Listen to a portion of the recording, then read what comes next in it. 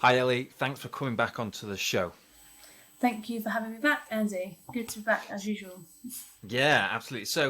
I always look forward to our catch-ups, and because every time we speak, I learn loads about the world of finance and mortgages and applying for finance.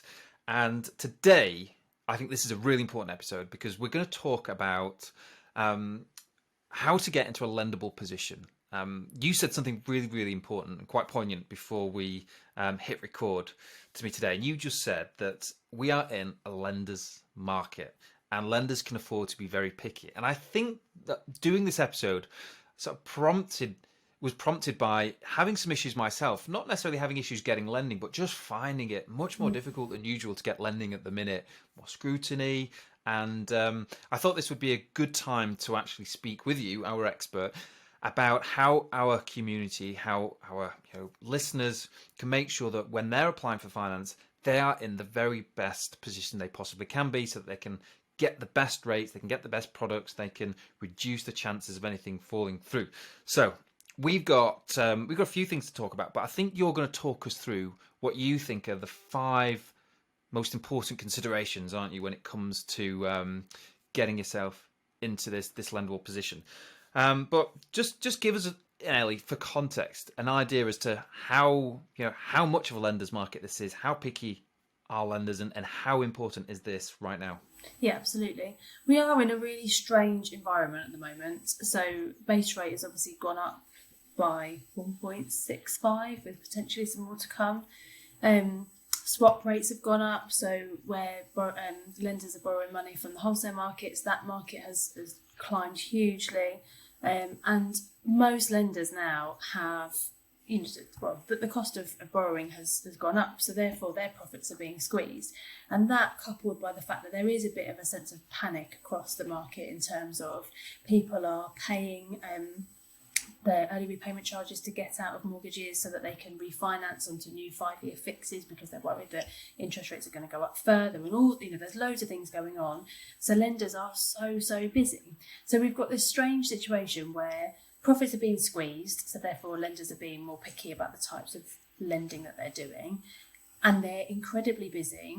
And I'm sure that most of our listeners will know that rates go up and down really dependent on how much business lenders want rather than the base rate a lot of the time. So if they're really busy, if they can't cope with the volumes that they've got, they will just up their rates and hope that people don't apply. But everyone's doing that. So people are still applying because they need something, and so they're staying incredibly busy. So we've got this sort of quite strange situation at the moment. So yeah, lenders are being a bit more, that's just more scrutiny in terms of the property that you're buying and the type of client that you are. So they're asking more questions, and they are a little bit more concerned about perhaps your credit file or your experience, whereas previously we could have got exceptions through if you didn't quite have enough experience or didn't have the right amount of income that you needed or whatever it might be.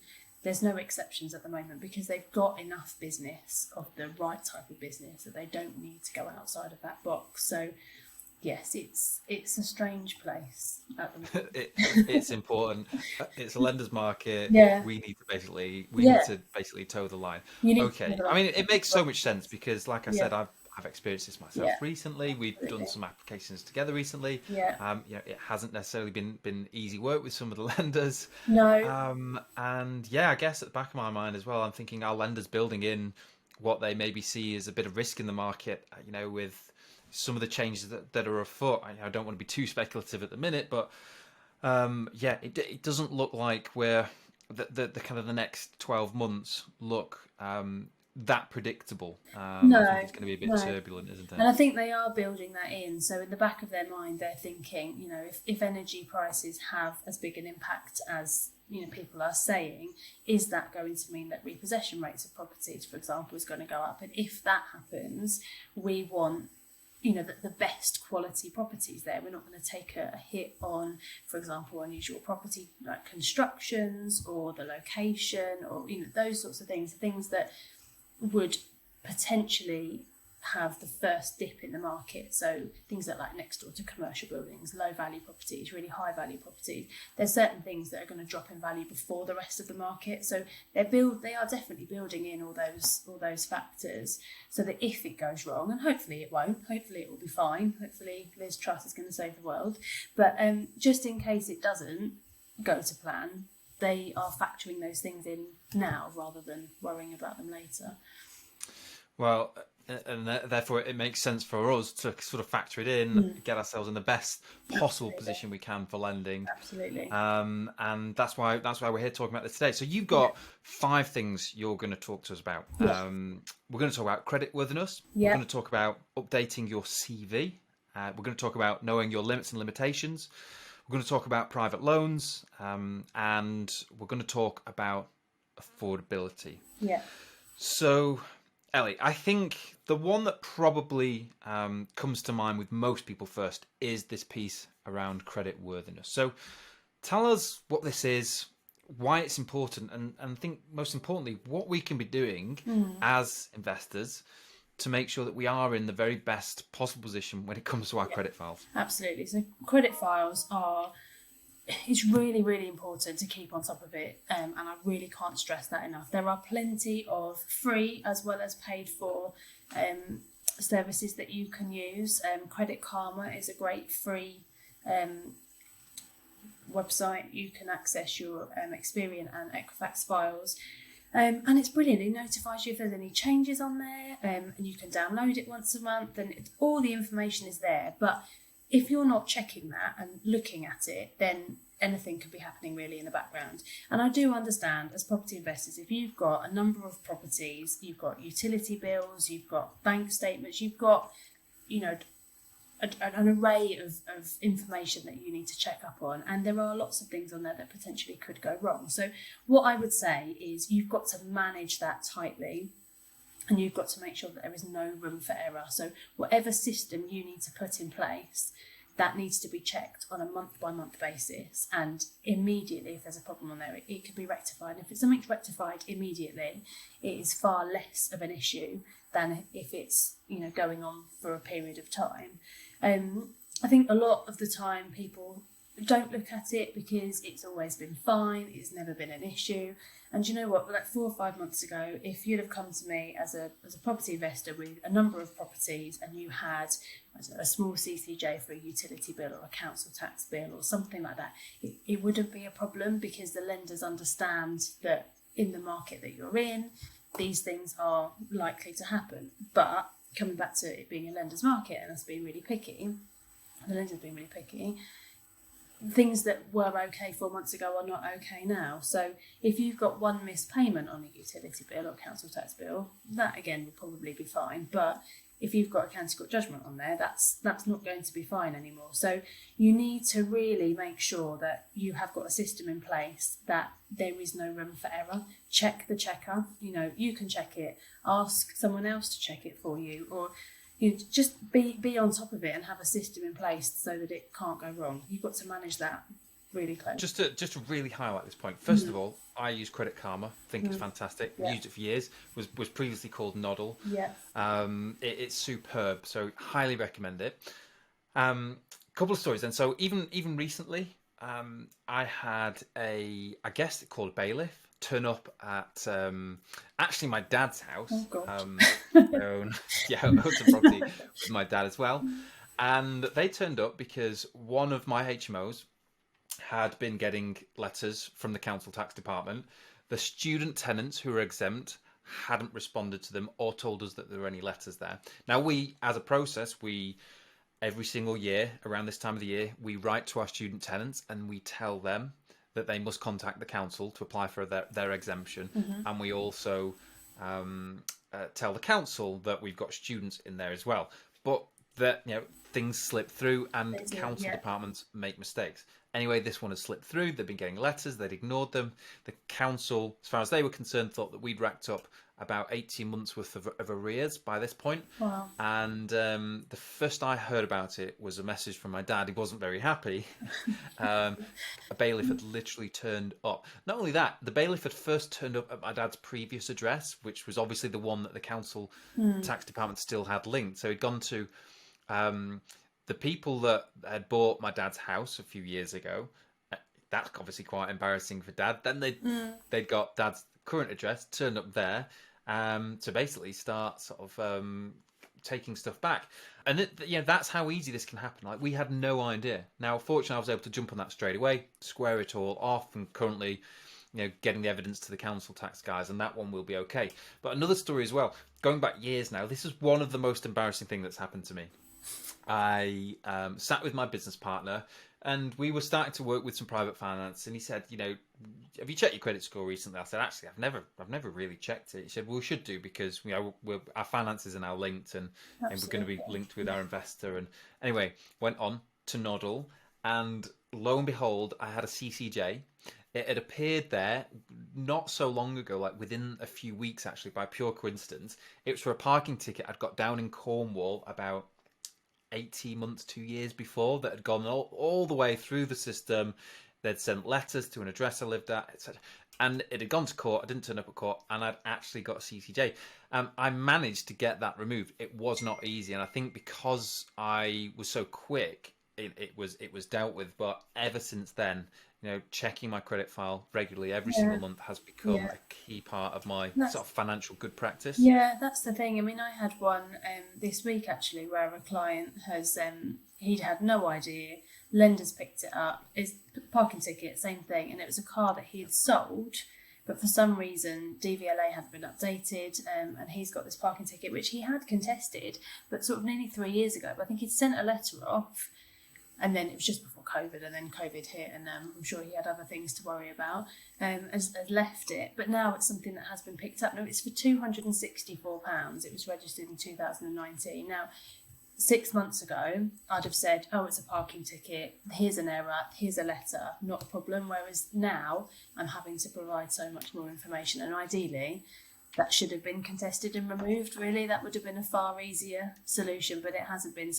But he hasn't checked his credit file, and this CCJ slipped through the net. So, yeah, you mean they're good examples. And that just goes to show that you can have a system in place and these things still slip through the net. So if you don't have a system, what other things are gonna crop up on there? And you will end up putting yourself in a position where lenders won't lend to you.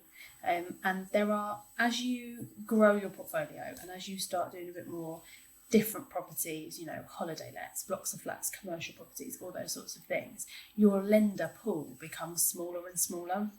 And if we put an application into a lender and something comes up like this and they don't want to lend to you, chances are that's a no forever. Like, they are all about building relationships with clients, and that could be the end of that. And that's one lender then you can't go to. So I feel like I'm telling off a child here. But, you just think, it's so important, and I don't think that people realise how important it is, and probably that comes from years of it not really being as important. But yeah, things are definitely shifting, and it's something that needs to be really paid attention to. I was definitely one of those people who didn't prioritise it. I very nearly learned the hard way. Definitely do now. So guys, get yourself signed up to something like Credit Karma if you're not already. And one of the cool things is they'll send you regular updates, and they'll actually notify you by email if there's a change on your credit file. I find myself always looking at that. And sometimes it's just one of the new mortgages I've applied for, or recently satisfied one of my credit cards, and it tells you, and you can track your progress, and it gives you advice about what you need to improve your file. One of the things it told me for ages was I was getting scored down on not having enough credit. And it was basically saying, actually, you need to take on more credit. You need more, credit on your cards. So actually, I did that, applied, and it boosted it right back to the top. So it's really interesting. It's quite a complicated thing, credit, but actually sign up to something like Credit Karma and check regularly, and you should be okay. On top of it, yeah, absolutely. Okay, let's move on then to the second point you're going to talk to us about today, Ellie, which is updating your CV. Yes. So this is something that I think, again, I think sort of the underlying theme across all these things that we'll talk about today is really about treating your property business as a true business. And you've got to have that mentality that it is a proper business, just like any other business that you would own. And part of that is really thinking about the experience that you've got and what you're bringing to the table. And if you were setting up any other kind of business and you were going into the bank to open business banking or borrow money from the bank, you would have to put your business plan forward and your case and why it is that you are someone who's able to be lent to, and you're a reputable person and you've got that ability to pay that back. So having a document with everything in one place, I think, is really useful. Some lenders will want it, some lenders won't. Some lenders will want you to pull something from it. So you won't necessarily need all of it, but you may need some of it on there. So things that you can put on there. You've got sort of two types of experience really when you come to doing projects. So it's either refurbishment experience or buy-to-let experience, and for some projects you're going to need both. But refurb experience is something which I think people don't necessarily understand, that you do quite often need to have done something similar previously to do that, to borrow against a project that needs that doing. But one thing that I see a lot is that people don't value what they've done on their own property. Quite often clients of mine have done quite extensive refurbishments on their own property. They might have done extensions, lofts, full refurbishments. And you don't really think about it in the same way, I don't think, as when you're looking at an investment property. You think, oh, it's just something that I did. But having before and after pictures, floor plans, all the things that you've done with building regs, planning, all that sort of thing, documented in one place is really, really important. Pictures, so important. So having a CV that includes all of your refurbishment experience with pictures, all of your buy-to-let experience, that may be properties that you've owned in the past that you don't own anymore, and anything really. And then relevant jobs. So if you're an estate agent, management agent, architect, project manager, anything which is a relatable skill, put it in there and have it there and have it to hand. And that means that if you came to me or your broker and said, look, this is the next project that I'm looking at, then my first question is what have you done before? And I think especially relating back to the fact that we're in a lender's market and lenders are being more picky, if I've got a document which is really professional and presentable, which says exactly what it is that you've done previously, and I can give that to a lender, you're at the best opportunity then of having a yes. You've got all that information in one place. So I think that's something that is a really good exercise to do. It has it all in one place, but also really makes you think about what experience do I have, so that then when I'm going to my broker and saying, look, this is the project that I'm looking at, they're going to be able to say very quickly yes or no whether that's something that you can do. It makes perfect sense. I've actually found that over the years as well, a lot of that information that you can collect can double up and be useful when you're talking to investors. Absolutely. And for investor packs and things like that. Yeah. But you don't want to be doing this and trying to pull something together at the 11th hour when you're trying to get a mortgage application in, and like going back through your files and old phones and trying to get your photos together, and it's really hard. So yeah, dead easy to do as you're progressing, as you're doing projects. I've done this for years, and I think that that's really good advice. And I think that takes us really nicely into your next point, which is knowing your limitations, because there'll be some people listening today who don't have much experience, Ellie. They haven't done a project yet. Maybe they don't even work in the industry, but they're working their way in. We know there are ways in, but I think understanding those limitations and the resources is a really important thing. And I think for some people, and I think we've certainly seen this, some people are trying to jump a little too far. I might be wrong because you're the expert here, but I've seen some people maybe going from sort of no experience to quite big projects with lots of ifs and whats and buts. So tell us what you think about this. It's a tricky one because I completely understand that if someone's got an aim of where they're trying to get to and a limited amount of cash, because cash is always limited, you don't want to end up doing things that you don't really want to do. However, and I think in the current situation that we're in, where build costs are high, builders are extremely busy and a lot of the time unreliable.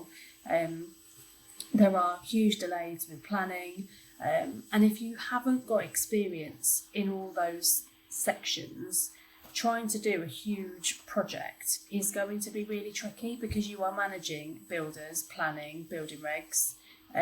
You've obviously got your finance in the background sort of nipping at you. You know, the longer that it goes on, the more expensive the whole thing is.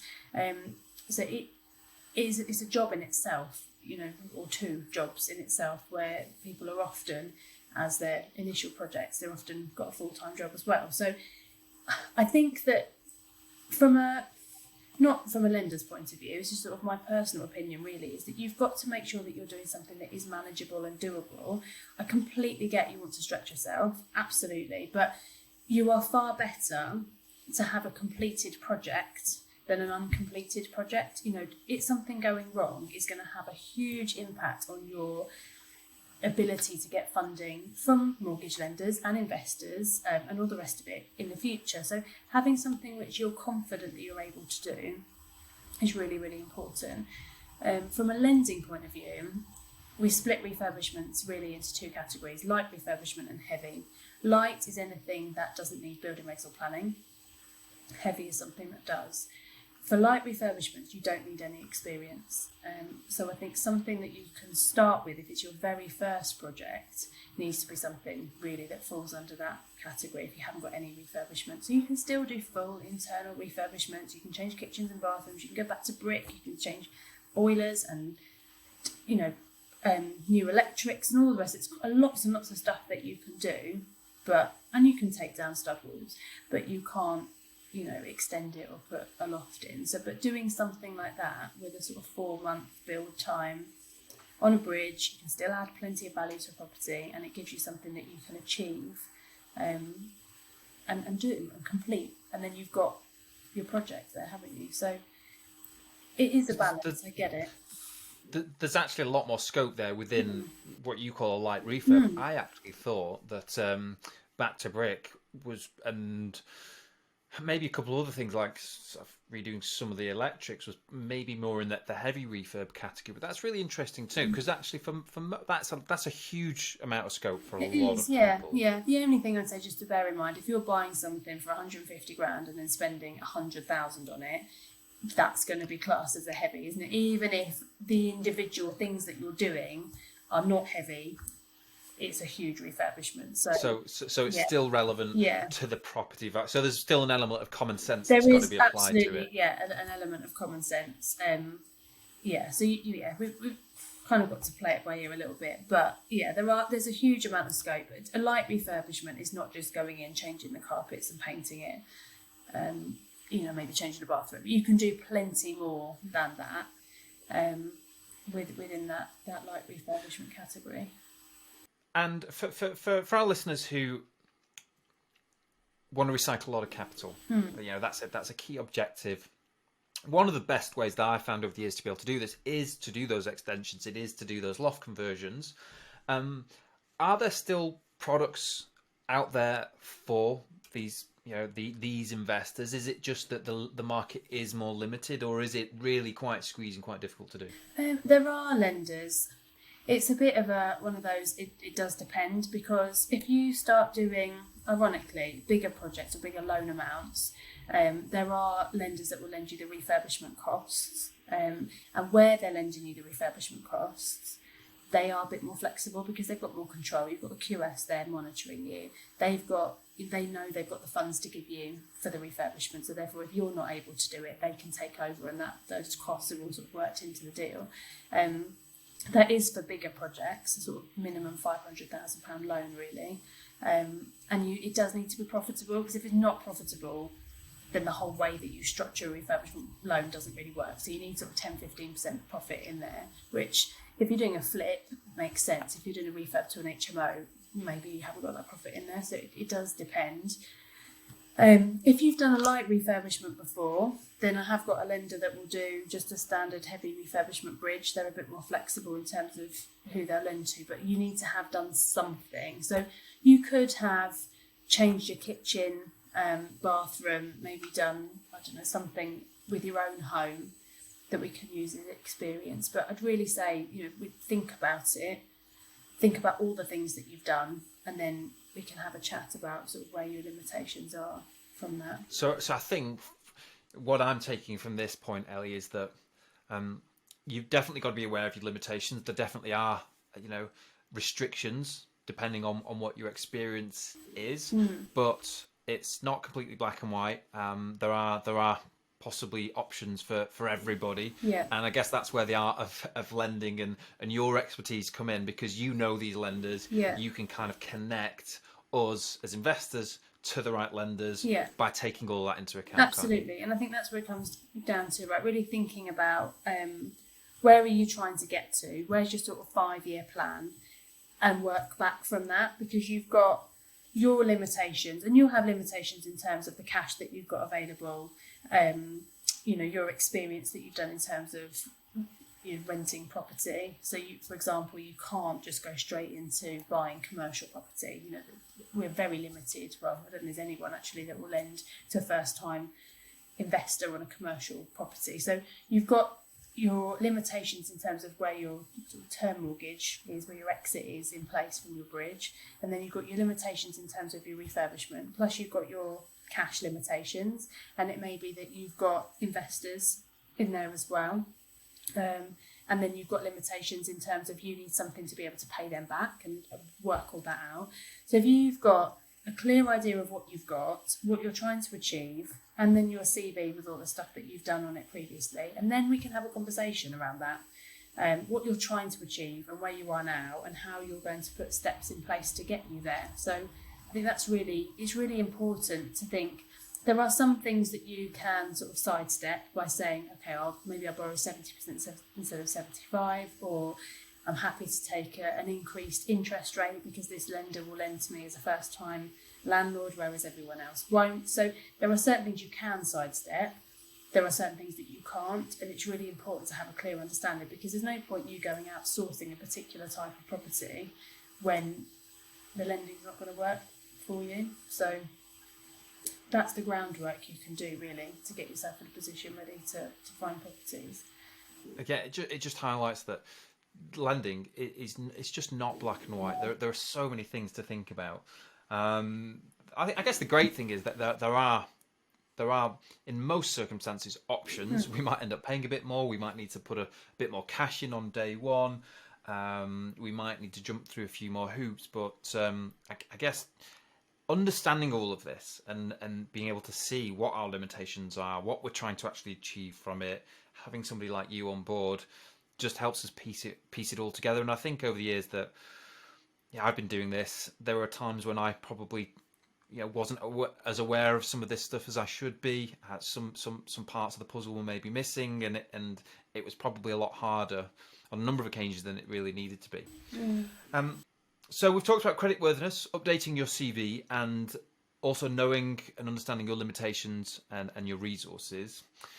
One of the things that I propose we talked about today was private loans. I know a lot of people in our community are borrowing money to do some of their projects, either from family members, from investors out in the community. Some of it on more of an informal basis than a formal, some quite formally. And I can't remember how many times I've been asked, but I have been asked a number of times, is this loan in my account going to be a problem? Or they've come back and said, the lender's asking me about this lump of money, this cash in my account, which I didn't disclose to them. And it was money that they've previously arranged to borrow from someone to do this particular project. So is this something we should be aware of, Ellie? If we are borrowing money, what do we need to be aware of if we're going to be, I suppose, applying for a mortgage? Yeah, with that money. So I would say the most important part of this is to be upfront and honest with your broker, because the way that lenders see investor loans has changed massively over the last couple of years. I mean, when I started in commercial finance, which was 6 years ago, it was not something that we really spoke about. So yes, I think investors have always been doing it, but it was kind of on the lowdown, and it was kind of kept around the back, and we didn't really talk about it and hope that lenders didn't ask. But there's been loads of changes over the last couple of years. So the two big changes really are: one, most lenders are now happy. I say most within the specialist market. Your high street lenders absolutely are not okay with it, but most within the specialist market are now okay with it. And the other thing is that the anti-money laundering rules and regulations that lenders have got to fulfil have increased hugely. So they've got to know, they have to know, like there's no way you're going to get around not telling them about it nowadays, because they just ask all those questions. They're required to by law, so you're not going to get away with it. So the most important thing I would say is be upfront, honest with your broker about what you're putting in and where all the deposit funds are coming from, so that they can make sure that they go into a lender that's okay with that. Because what you don't want to do is end up wasting time and money on a lender that's not going to be all right with it. And especially at the moment with rates going up so quickly. If you put an application in 2 months ago and now they come up and say, I'm not happy with this private investor money, you could have got a rate that started with a 3 2 months ago. And now you've got rates that starting with a 4 if you're lucky. So you then got to start the whole process again with a much higher interest rate. So you're only going to waste your own time and money. So be really upfront and honest with people.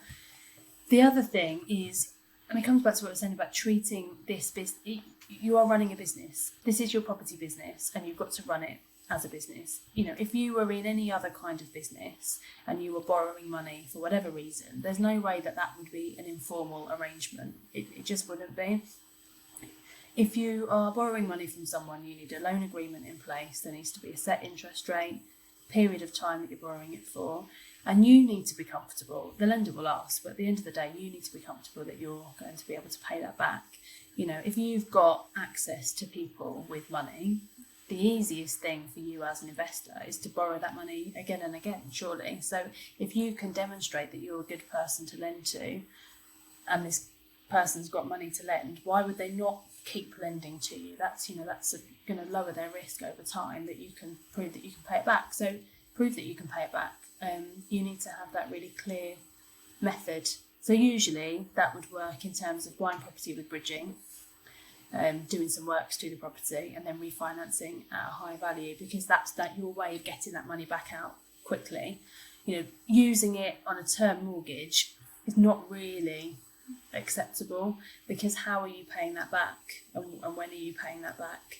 And if it's a long-term agreement with somebody, really you'd want them on the loan application with you, because they're owning that property and they're not going to get, they might get interest, but they're not going to get their cash out quickly, are they? So logically, if you've got a short-term loan, let's say you've got a bridge-to-term product. Yeah. Like I know one of the lenders you work with does this. Yeah. That bridge component, they're fully expecting you to get in, do some work, add a bit of value, and then refinance onto your term value. Yeah. They totally get that. Yeah, you're borrowing a bit of private finance. Yeah. You've got a clear action plan. You've got all your paperwork. Yeah. Your I's dotted, your T's crossed. That scenario makes total Absolutely. sense. We shouldn't be afraid of. Yeah, and part of that process with the bridge to term is that your initial valuation, we give the valuer your schedule of works, and they will give you a GDV. So the ideal scenario is that you creating that uplift, and the lender can see that there will be that uplift, and therefore that money will be able to be repaid. So it's got to make sense. The situation's got to make sense, and that would be the ideal scenario, that money is then repaid. The other thing to think about though is that from a lending point of view, the lender wants to make sure that they've got the right people on the application. So if you come to me and you don't own any investment property, and you've never done a refurbishment before, and you're not putting any money into this deal, why are you the applicant? We might as well just lend to the person who's lending you the money, because at least they've got money. They might not have any experience, but they're the ones putting the cash in. So you've got to understand that you've got to be in this lendable position, haven't you? There's got to be a reason why they're going to lend to you. And if you're not putting any money in, where's your incentive to stick it out when it all goes wrong? And if you haven't got any experience, you're not showing that you can complete the project, are you? So you've got to be careful. What I would say is, on the whole, for your first 1, maybe 2 deals, you need to be putting your own money in, really. Once you get past that, you've got the experience, you've demonstrated that you can do what you say you're going to do. Lenders understand that money runs out at some point, and they'll be more than happy for you to put, use investor funds for the majority. I think that makes sense from an investor point of view as well, doesn't Well, it? yeah. As an investor, I want to see proof of concept. Mm-hmm. I want that confidence that someone can do it. I guess for some people, lending or borrowing from close family members or very close friends, Yeah. is an option where maybe that they don't quite, these investors, they're not necessarily professional investors. They're doing it very much on a trust basis, which I think is fine. I would have struggled without my dad sort of lending me a little bit of money to get started. I think back then the banks looked at it as like a gift, but we still actually had to put something in writing, if I remember. Is that still something our listeners can do? Yeah, that's definitely something that we can do. So if you are borrowing it from, and it does have to be a close family member or friend, it's a difficult one. From a lending point of view, it has to be a gift. So your dad gives you X amount of money for you to do this, and he would have to sign to say, this is a gift. So there is no expectation that money is going to be repaid. If you then chose to repay that off your own back, then that's up to you. But from a lender's point of view, it needs to be a gift. And so you can imagine the types of people that needs to be. So a parent, sibling. I think you'd probably even struggle with a friend. It needs to be a direct family member, really, and it needs to make sense. And I guess the other thing to think about there is that there are limits as to what one would sort of reasonably consider a gift. Yes. Like where the lenders are not daft. Like if you start trying to say like a couple 100,000 is a gift, they're just going to look straight through it and say, we've had it. I've done it. Yeah. Really? Yeah. I mean, Even early inheritances and all that sort of stuff. Yeah, absolutely. Oh, wow. Okay. Yeah. I stand corrected. Well, that's interesting to know. I said it, didn't I? I learn something every time we speak, Ellie. I had no idea. I thought that they were sort of like a bit limited to maybe like 50 grand. No, but there's no limit. There's no limit on the money. I mean, you've got to get into kind of, if you've got someone with a very wealthy estate, and I suppose what the lender's got to make sure that they're not doing is enabling tax avoidance. So I don't know whether the inheritance tax rules might come into play in that situation. I don't know. I've not had something that's been that big that it's been an issue, but it's quite usual for people to get 6-digit figures from gifts from family. That's not unusual. Well, that sounds like a nice gift to me. Certainly a gift I would welcome any day of the week. Okay, brilliant. So there we go. Private loans. I think you've really cleared that up for us, Ellie. I know a lot of people struggle with this point, and there's a lot of anxiety about getting loans into place and then whether or not to disclose it to the banks. But I think you've really reassured us there. The last piece that we're going to talk about then is affordability. I think that this is really important right now. It's very much on all of our agendas. Cost of living. I've been scrutinised by the banks in the past. They really went to town on the refinance of my own home, which is slightly different to my investment properties. They tend to look at the rental income more, but affordability. How important is this? How much attention are lenders paying? What do we need to be doing when it comes to, I guess, good financial practice, like actually what's happening in our bank account? Yeah, definitely. So, I think you've hit the nail on the head there. It is very different for residential and investment property. And we moved not that long ago, and going through that was a little bit ridiculous. Just like, what's this? What's that? And it's kids swimming lessons. Like, what are they? Because it looks like a gym membership, and you've already got a gym membership. Yeah. How many gyms are you a member of? It was a lot of questions. For residential mortgages, absolutely. I think I haven't done anything residential wise since all the affordability stuff was apparently scrapped. I don't know about that actually. We don't do residential mortgages, so that's not my forte. But in terms of investment mortgages, you've still got sort of two routes that you can go down in terms of investment mortgages. You have got your high street lenders, which when you're starting out, maybe you're buying your first couple of properties in your personal name, you haven't got any other properties in the background, they're standard buy-to-lets. If you're going to the likes of Virgin and Halifax and those sorts of lenders, they are they're a residential mortgage lender who also does buy-to-lets. So their systems are going to be really similar. And yes, you are going to have loads of affordability questions on them. When you get into the more specialist market, then they are far more, as you rightly say, it's far more concerned with the rental income of the property and not so much on you. So as long as the rental stacks up, your income and your financial situation is less important. However, there's things that they've got to be careful of. So I've mentioned about tax avoidance. So the big thing is making sure, especially if you're self-employed, that you are living the lifestyle that kind of matches the income that you're declaring. Now, I know that when you are a property investor full-time and you have got plenty of refurbishments going on, you've got lots of money that you can write off, and your declared income on your SA 302 is often relatively low. And that's fine. That is genuinely fine. But if you're living a lifestyle where your outgoings are enormous and you are transferring huge amounts of money into your personal bank account, and yet your SA 302 is still showing this really low amount, and you haven't got the reasons in the background like refurbishments of property and bits and pieces, that is going to be picked up on. So because it's potentially tax avoidance. So it's got to make sense, and you've got to have a good explanation of that. You've got to obviously declare your rental income. That's a big thing, which be surprised the number of people that haven't over the years that I've been doing this.